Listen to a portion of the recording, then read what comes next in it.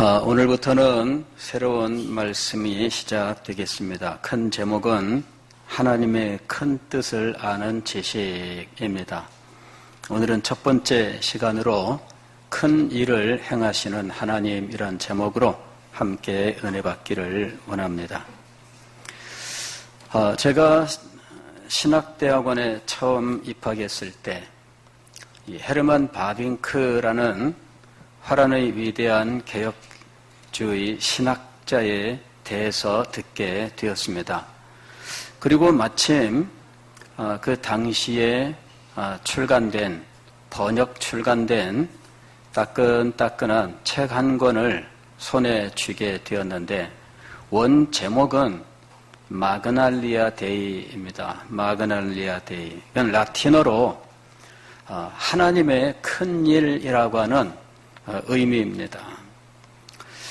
이 책은 총 24장에 이르는 주제별 기독교 신앙 해설서에 해당되는데 저는 이 책을 대하고 두 번 놀랐습니다. 첫 번째는 이 어려운 책을 세례 준비자들과 일반 평신도들과 더 나아가서 직업을 준비하고 있는 젊은이들의 신앙생활을 새롭게 하기 위하여 썼다 하는 부분이었어요. 신학생들도 읽으면서 어려운 책을 직업을 선택하려고 준비하고 있는 젊은이들 혹은 중고등 학생들을 위해서 썼다는 거예요. 그래서 깜짝 놀랐습니다. 아니 그 나라 중고등부 학생들은 도대체 어느 정도 수준이길래 이런 책을 그들을 위해서 썼느냐 하는 것이었죠. 두 번째로 제가 놀란 것은 제 1장을 읽으면서 놀랐어요. 1장의 제목은 최고선이라고 되어 있습니다. 그리고 첫 번째 문장은 인간의 최고선은 하나님이시요 하나님뿐이시다 이렇게 이야기를 하는 거예요. 최고선이라고 하는 용어는 철학적인 용어입니다. 이것은 윤리학의 목표로 삼고 있는 아주 어려운 용어인데 기독교 신앙의 출발을 바로 이 최고선이 되시는 하나님으로 규정하고 있는 거죠. 바빙크는 이 책을 쓰면서 우리의 신앙이 다시 불붙고 신앙의 능력이 회복되기를 소망하고 있습니다. 왜냐하면 진리를 바르게 이해하게 되면 신앙의 열정과 능력이 회복된다라고 믿었기 때문이죠. 진리를 바르게 이해하게 되면 신앙의 열정과 능력을 회복하게 될 것이다. 하나님의 사역을 깨닫게 되면 자연히 찬양과 경배를 하게 될 것이다. 기독교 신앙이 많은 기쁨을 제공하는 것을 알게 될 것이고 진리의 내적 아름다움을 알게 되며 진리의 영광의 호의를 나타나게 될 것이다. 그러면 진리는 믿어야 할 것이 아니라 믿게 허락되었다는 사실을 알게 되고 이를 감사하게 될 것이다. 여러분, 진리는 믿어야 하는 것이라고 우리는 생각을 하잖아요. 그래서 안 믿어지는데 이렇게 생각하잖아요. 안 믿어지는데 어떤 분들은 그렇게 고백을 해요. 목사님, 제가 말씀하시는 내용들은 다 알겠는데 안 믿어집니다. 이 사실을 통해서 우리는 무엇을 알 수 있느냐 하면 나는 믿어진다 이거죠. 나는 믿어진다. 내가 이렇게 믿을 수 있도록 하나님께서 허락해 주셨으니 즉 진리에 접근할 수 있는 길을 나에게 열어준 것에 대하여 감사하게 될 것이다. 진리를 바르게 이해하게 되면 가치 있는 삶을 분별하게 될 것이고 하나님의 크신 일을 자신의 말로 전파하게 될 것이다. 이렇게 이야기를 해요. 진리를 바르게 이해한다는 것이 기독교 신앙에서 얼마나 중요한 일인지 몰라요. 왜 진리를 바르게 이해하게 되면 이런 일들이 일어날까요? 그것은 믿음 혹은 신앙의 본질 때문입니다. 신앙이란 도대체 무엇일까? 여러 가지로 설명할 수 있겠습니다만은 저는 이렇게 설명합니다. 하나님을 아는 지식을 소유하는 것이다. 하나님을 아는 지식을 소유한다는 말은 지식적으로 아는 것을 의미하지 않습니다. 하나님을 아는 지식이란 하나님의 본질과 연결되어 있어요. 즉, 하나님은 영이시며 인격적인 분이시기 때문에 하나님을 아는 지식은 영적인 지식이며 인격적인 지식이에요. 그럼 우리가 어떤 사람을 안다라고 이야기할 때 단지 지식적으로 아는 것은 그 사람의 얼굴은 어떻게 생겼습니다. 그 사람은 생년월일이 어떻고, 그 사람은 어디서 태어났고, 학력은 어떻고, 식구들은 누구누가 있는데, 이런 것들이 그 사람을 아는 지식이라고 생각하기가 쉬워요. 그러나 그것은 그 사람에 대한 참 지식이 아닙니다. 왜냐하면 인격적 지식이 아니기 때문이에요. 인격적인 지식이란 그 사람과 인격적인 교제를 통해서 나도 그 사람을 인격적으로 알게 되고 그 사람의 인격에 대한 분명한 이해가 내 속에 자리 잡아야 된다는 것이죠.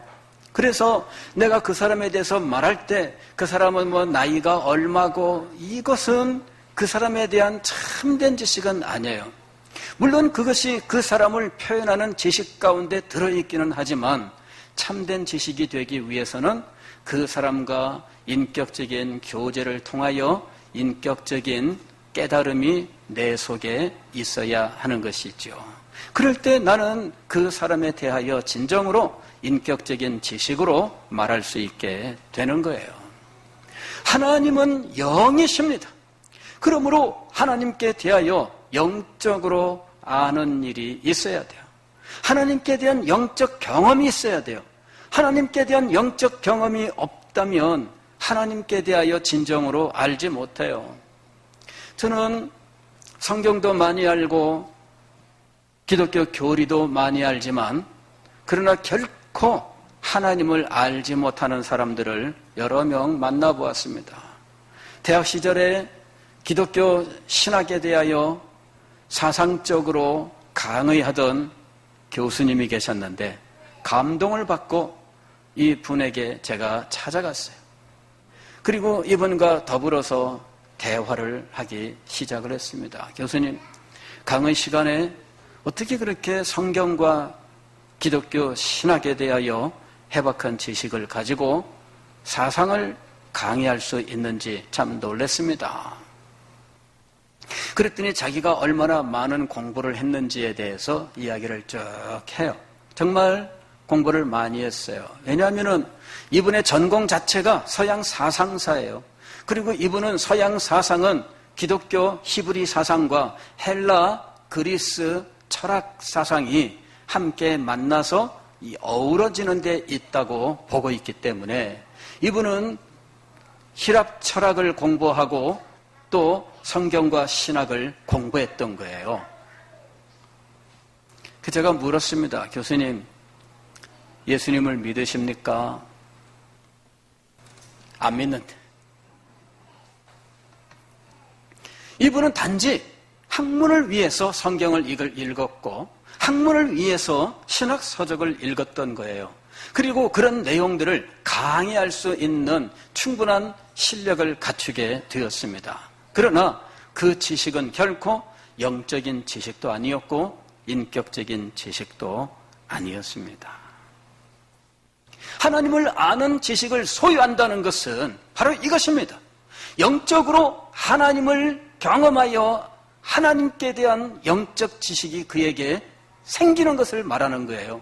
인격적으로 하나님을 아는 하나님을 경험하여 하나님을 아는 지식이 그 속에 자리 잡게 되는 것을 말하는 것입니다. 그래서 그 사람의 영혼과 그 사람의 인격으로 하나님을 알고 하나님을 섬기게 될 때 비로소 그는 하나님을 아는 지식을 참되게 소유한 것입니다. 그때 그의 마음속에 진정으로 믿음이 있다라고 말할 수 있는 거예요. 우리가 예수님을 영접했습니다라는 말을 씁니다. 다 상징적인 표현들이죠. 예수님을 영접한다는 것은 무엇을 의미할까? 영적으로, 인격적으로 예수 그리스도에 대하여 분명히 알고 그 분을 내 마음속에 나의 삶의 주인으로 모셔드리고 그분을 의지하여 살아가게 되는 것을 의미하는 것입니다. 우리는 그럴 때 그것을 영접한다라고 하는 상징적 용어로 표현을 하고 있는 거예요.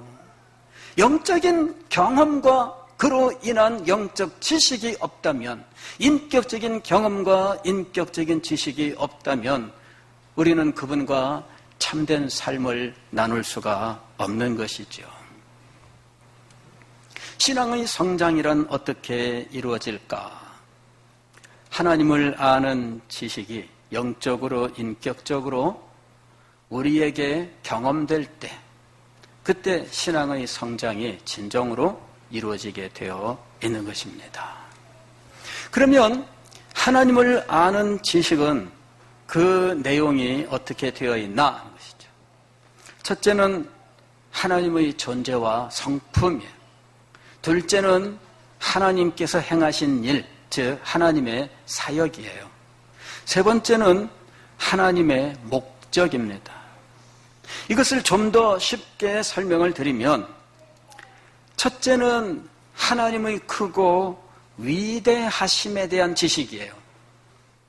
하나님의 크고 위대하심, 하나님의 존재에 대해서 하나님은 영원하며 무한하십니다, 전능하십니다, 이런 것들은 하나님의 크고 위대하심에 대한 지식의 내용이에요. 하나님은 그 사랑과 인자하심과 진실하심이 무한하고 불변하십니다 라고 이야기할 때 그건 역시 하나님의 크고 위대하신 성품에 대한 지식을 말씀하고 있는 것이죠. 하나님의 존재에 대하여 크고 위대하심에 대한 지식, 이것이 하나님을 아는 지식의 첫 번째 위치를 차지하고 있어요.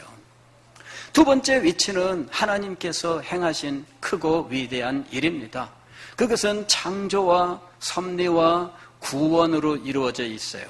하나님께서 행하신 창조 사역에서 하나님의 크고 위대하심이 나타나 있으며, 창조 세계를 섭리하심을 통하여 하나님의 크고 위대하심이 나타나며, 하나님께서 죄인들을 구원하시는 일과 자기 백성들을 구원하시는 일을 통해서 하나님의 크고 위대하심이 나타나고 있는 것입니다. 세 번째로, 이 모든 일들은 아무 의미 없이 진행되는 거 아닙니다.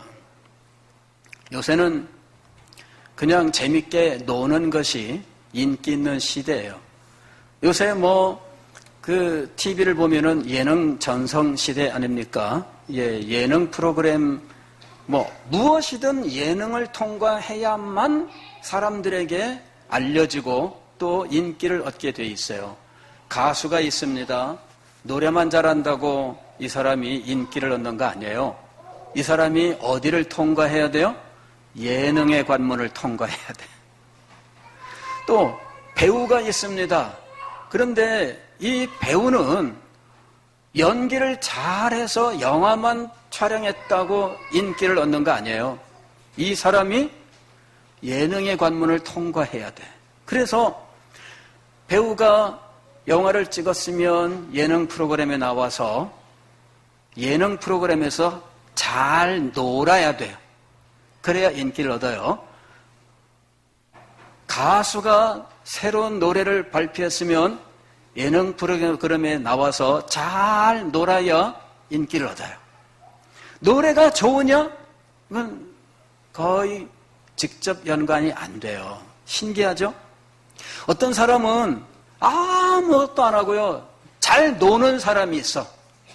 근데 이 사람이 예능에 나와서 잘 놀았더니 아무것도 하는 일이 없는데 인기인이 되는 거예요.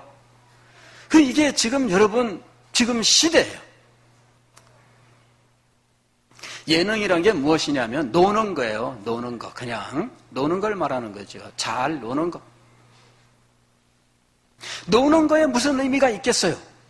재미만 있으면 되는 거지. 거기에 무슨 목적을, 거기에서 무슨 심오한 의미를 찾겠습니까? 거기에 무슨 인생이 어떻고 그런 것을 거기서 찾겠습니까? 그냥 놀면 되는 거예요. 그러나 하나님께서 행하시는 일들은 그런 게 아니에요. 하나님께서 행하시는 일은 단지 예능이 아닙니다. 거기에는 분명한 목적이 있고 하나님께서 행하시는 일은 반드시 큰 일이라고 부르는 일이고 그 큰 일에는 반드시 큰 목적이 따르게 된다라는 거예요. 하나님은 목적 없이 행동하시는 분이 아니십니다. 오늘 우리가 읽은 성경 말씀 사무엘하서 7장은 하나님께서 나단 선지자에게 다윗 왕국을 축복하시되 네 몸에서 날 네 씨를 네 뒤에 세워 그의 나라를 견고하게 하리라. 그의 나라 왕위를 영원히 견고하게 하리라 하고 축복하신 거죠. 이 말씀을 듣고 다윗이 마음에 감동을 받아요. 감사의 마음이 넘쳐납니다. 그리고 하나님 앞에 나아가서 기도를 드리는데 하나님, 이렇게 큰 일을 행하시다니, 그렇게 얘기해요. 이렇게 큰 일을 행하시다니, 이 큰 일을 약속하셨고 이 큰 일을 행하시다니 하나님 너무나 감사합니다. 왜 이것이 큰 일이었을까요? 왕가에 관련된 일이기 때문에, 왕위 계승에 대한 일이기 때문에 큰 일이죠. 그리고 이것은 국가의 대사이기 때문에 큰 일이죠. 그러나 여러분, 다윗이 이것을 큰 일이라고 말했을 때에는 그것을 의미한 것이 아니에요. 하나님 앞에서 왕들을 세우기도 하고 패하기도 하시고 나라를 일으키기도 하시고 망하기도 하시는 이 하나님 앞에서 왕 하나를 세우고 하는 이런 문제가 무슨 그렇게 큰 일이겠어요? 그렇지 않습니까? 가령 우리나라 제1의 재벌 그룹 회장이 회사 하나를 만들어서 어떤 사람을 사장으로 보낸다고 했을 때 그게 무슨 그렇게 엄청난 큰 일이겠어요? 본인한테나 큰 일이지. 그렇지 않습니까? 그런데 다윗이 지금 큰 일이라고 하면서 감사하고 있어요. 자기와 관련됐기 때문에 큰 일이 아닙니다. 왕가의 계승자에 대한 말씀이기 때문에 큰 일이 아닙니다. 국가의 대사이기 때문에 큰 일이 아닙니다. 크고 위대하신 하나님의 크고 위대하신 뜻 가운데에서 행하는 일이기 때문에 그것을 가리켜서 큰 일이라고 불렀던 거예요. 여러분, 위대한 분이 행하시는 일은 작은 일이 아니에요. 그냥 아무것도 아닌 사람이 그냥 놀기 위해서 끄적끄적대는 일은 작은 일이에요. 그러나 하나님의 일은 그렇게 이루어지지 않는 거예요. 크고 위대하신 하나님은 크고 위대하신 일을 크고 위대하신 뜻 가운데서 행하시고 계시는 거예요. 창조 사역이 그렇게 큰 이유는 크고 위대하신 하나님께서 큰 뜻 가운데 행하신 일이기 때문입니다. 섭리하시는 일이 크고 놀라운 이유는 하나님께서 크고 위대하시며 그분이 행하시는 일은 인간이 상상할 수 없는 크고 위대하신 일이기 때문이죠. 성경을 보면은 하나님께서 행하시는 일을 큰 일이라고 표현하고 있는 부분들을 많이 볼 수가 있어요. 사도행전 2장 11절 말씀을 보면 오순절날 천하만국에서 많은 사람들이 예루살렘에 몰려왔는데 제자들이 성령으로 충만하여 방언으로 말하기 시작하였는데 각 나라에서 온 사람들이 자기들의 모국어로 제자들의 말을 듣게 되었습니다. 이것이 이적이죠.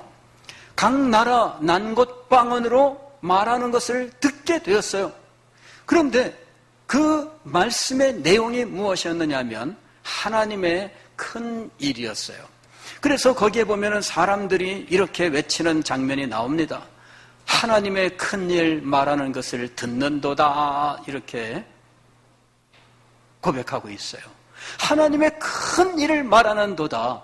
제자들은 나아가서 방언으로 말하기 시작을 했는데 각 나라 민족 가운데에서 나서 자라 모국어가 다른 이 모든 사람들이 각자 자기들이 태어난 곳의 언어로 제자들이 말하는 소리를 듣게 되었어요. 내용은 하나님의 큰 일이었습니다. 이것은 요엘서 2장 20절, 21절, 26절에 나오는 말을 다시 한번 이야기한 거예요. 그곳에 보면은 말세에 하나님께서 이 세상에 성령을 부으시는 것인데 이 성령을 부으시는 일이 구원과 심판의 일입니다. 그리고 이것을 가리켜서 하나님의 큰 일이라고 3번이나 걸쳐서 하나님께서 큰 일을 행하셨다라고 말씀하고 있어요. 말세에 행하시는 하나님의 구원 사역, 그리고 이 구원을 위하여 원수들을 심판하시는 하나님의 사역을 가리켜서 하나님의 큰 일이라고 말씀하고 있는 거예요. 하나님의 크고 위대하심 속에서 하나님의 큰 뜻으로 행하시는 하나님의 모든 일들을 가리켜서 하나님의 큰 일이라고 말씀하고 있는 것입니다. 참된 기독교 신앙은 무엇으로 이루어져 있는가? 이것은 하나님의 크고 위대하심에 대한 지식, 둘째로는 하나님의 크고 위대하신 사역에 대한 지식, 세 번째로는 하나님의 크고 위대하신 뜻에 대한 지식을 바탕으로 이루어지고 있습니다. 이 지식이 우리 속에 영적으로, 인격적으로 경험될 때 그때 우리의 영혼 속에 하나님께 대하여 찬양과 경배가 일어나고 하나님이 행하신 일로 말미암아 감사와 감격이 일어나고 하나님의 큰 뜻을 내 마음에 품고 그것을 따라 살고자 하는 마음이 일어나게 되는 거예요. 그럴 때 우리 속에 새 생명이 탄생하고 그럴 때 우리 속에 있는 새 생명이 성장하게 되어 있는 것이죠. 신앙 성장이란 무엇이냐? 하나님을 아는 이 지식이 그 속에 참되게 자리 잡을 때 그때 신앙이 성장하게 되는 거예요. 하나님을 아는 이 지식이 그 속에 진정으로 자리를 잡지 못하면 믿음도 헛것이며 그가 교회 이름으로 행한 모든 일들이 헛것이라는 이야기예요. 근데 제가 우리 교회 안에서 가만히 저의 성장 과정과 저의 사역을 돌아보면서 또 우리 성도들의 믿음의 삶을 돌아보면서 이 큰 3가지 지식 중에 약한 부분이 있다 하는 것을 알게 되었어요. 그리고 어느 때 우리 속에서 더 뜨겁고 더 열정적이며 더 우리의 삶을 분명하게 하는 일이 일어나는지에 대해서 알게 되었어요. 그게 어떤 부분이냐면은 하나님의 큰 뜻에 대한 지식이에요. 사실 어려서부터 저는 이 교리 교육을 정통으로 배웠습니다. 우리 모교회에서 우리 목사님들이 학생 시절부터 소요리 문답 열심히 가르치셨고 청년 시절에는 신앙 고백서 강해 열심히 가르치셔서 더군다나 또 열심히 공부하는 성격이다 보니까 이런 것들을 열심히 공부를 했어요. 그러니까 이런 신학적인 용어들이 저한테는 아주 익숙했습니다. 그리고 어느 순간 이 신학적 용어들로 이야기할 때 제 마음속에서 뜨거워지는 것들을 경험을 했었습니다. 하나님은 영이신데 그 존재와 그 지혜와 권능과 거룩하심과 공의와 진실하심과 인자하심과 사랑하심이 무한 불변하십니다. 이거 외우기도 힘들잖아, 그죠? 요번에 우리 입교 문답하면서 이거 외우는 거 어려웠죠? 더군다나 목사님이 요구하는 수준은 질문이 나오면은 3초 이내에 답을 해야 된다. 답을 한번 시작하면 멈추지 말고 끝까지 가야 된다. 또 조사와 토시도 틀려서는 안 된다. 이런 조건을 다 지키려고 하면 굉장히 힘들어요. 근데 굉장히 신기한 것은 하나님은 그 존재와 지혜와 권능과 거룩하심과 이렇게 이야기할 때 점점점 저희의 이 속에 있는 어떤 것이 그 위로 올라오는 것을 느끼는 거예요. 그러면서 이것이 머리끝까지 올라와서 머리끝을 통과해 나가는 느낌을 갖는 거예요. 여러분, 그냥 느낌일 뿐입니다. 제가 그냥 느끼는 거예요. 속에서부터 무엇인가가 끌어오르는데 이 끌어오르는 것이 머리로 올라와서 머리를 통하여 위로 올라갈 때 그때 순간적으로 아뜩해지는 그런 느낌들, 그런 경험들을 참 많이 했어요. 지금도 그래요. 지금도. 하나님의 크고 위대하심에 대한 인식이 제 마음속에 아주 확실하게 있고 단순히 그렇게만 얘기하는 것을 통해서도 하나님의 크고 위대하심에 대한 마음의 감동이 아마 일어나기 때문이겠죠. 그러나 문제는 무엇이냐면 이런 지식은 우리가 많이 듣는다는 거예요. 언제 내 삶에 진정한 변화가 일어날까? 언제 내 삶이 하나님을 위한 삶으로 변화가 될까? 제가 신앙교육을 하면서 어떤 경우에 사람들이 변화되는지를 보았어요. 세 가지 지식이 다 전달돼야 됩니다. 크고 위대하신 하나님의 크고 위대하심에 대한 지식, 하나님의 크고 위대하신 사역에 대한 지식. 그런데 여기까지는 많이 가르쳐요. 여기까지는 우리가 많이 들어요. 문제는 무엇이냐면 하나님의 목적에 대한 거예요. 하나님의 크신 뜻에 대한 거예요. 하나님의 크신 뜻에 대한 깨달음이 없으면 진정한 삶의 변화가 일어나지 않더라 하는 것이죠. 즉 하나님을 아는 지식은 그 구성하는 내용이 온전해야 돼요. 그 중에 일부만 전하면 안 돼요. 온전하게 다 전해져야 되는데 상대적으로 교회 안에서 잘 안 전달되는, 전달이 상대적으로 안 되고 있는 부분이 무엇이냐면 하나님의 큰 뜻에 대한 거예요. 하나님의 목적에 대한 것, 이 부분은 교회 안에서 상대적으로 덜 가르쳐지고 있어요. 어디가 가장 많이 나타나고 있느냐 하면 이 하나님께서 우리를 사랑하사 독생자를 주셨습니다. 예수님은 우리를 위해서 십자가에 못 박혀 죽으셨습니다. 죄사 믿으면 죄사함을 얻습니다. 하나님의 자녀가 됩니다. 축복받습니다. 그건 참 많이 말해요. 우리가 신앙생활하는 동안에 그건 참 많이 들어요. 그런데 우리가 잘 못 듣는 부분이 무엇이냐면은 왜 하나님께서 나를 사랑하셨느냐? 왜 하나님께서 나를 구원하셨느냐? 왜 하나님께서 나를 하나님의 자녀로 삼으셨느냐? 그 목적에 대하여는 우리들이 제대로 듣지를 못한다는 거예요. 막연하게 나니까 이게 대답이에요. 얼마나 우리는 자기중심적으로 생각하는지 몰라요. 나니까 누구든 양보해야 돼요. 나니까 무조건 줘야 됩니다. 나니까 무조건 다 길을 비켜야 됩니다.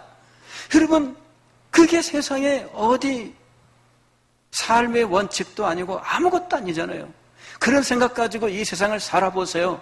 여러분들은 제대로 대접받지 못할 거예요. 오늘 우리의 신앙에서, 아니 우리가 아는 진리 지식에서, 하나님을 아는 지식에서 부족한 부분이 무엇입니까? 하나님의 목적에 대한 지식이에요. 즉 하나님의 큰 뜻에 대한 지식이에요.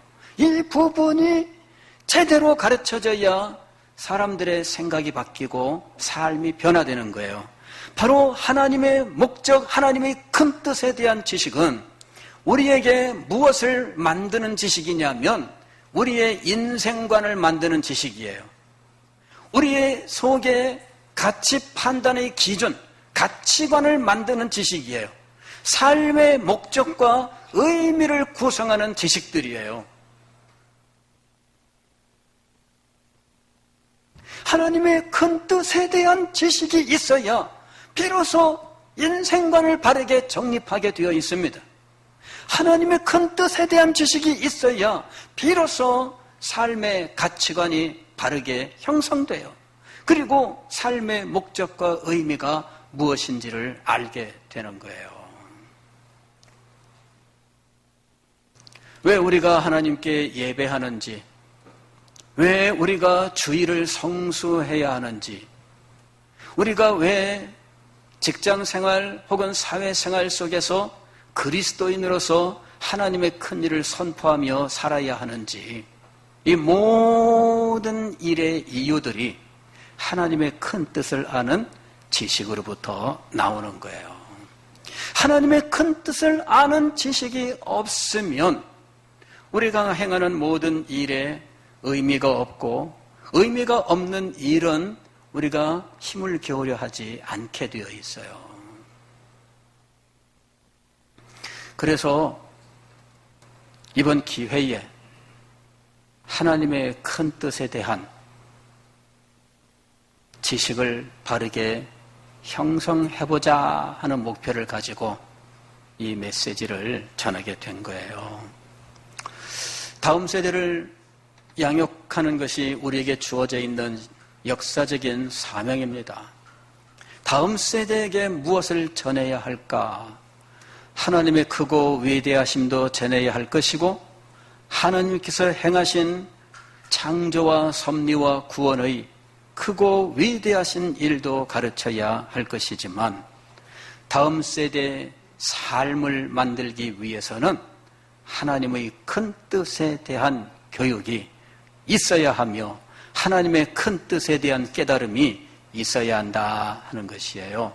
그래서 이번 기회에 우리가 이 부분에 마음을 두고 함께 공부해 나갈 수 있기를 바랍니다. 그래서 우리의 삶도 새로 한번 회복되고 우리의 삶의 목표, 우리의 삶을 살아가게 만드는, 힘있게 만드는 원동력, 그 능력도 우리가 새로 회복을 하고, 또 우리 자녀들과 더불어서 가정의 목표, 또 우리 교회의 목적을 새롭게 하고 우리의 인생을 정립해 나아가는 기회가 될 수 있기를 바랍니다. 주님께서 이 지식으로 우리를 새롭게 하시기를, 영혼은 우리에게 영적으로 역사하시고 인격적으로 역사하셔서 참된 진리 지식을 소유하고 살아갈 수 있게 하시기를 주의 이름으로 축원합니다. 기도하겠습니다.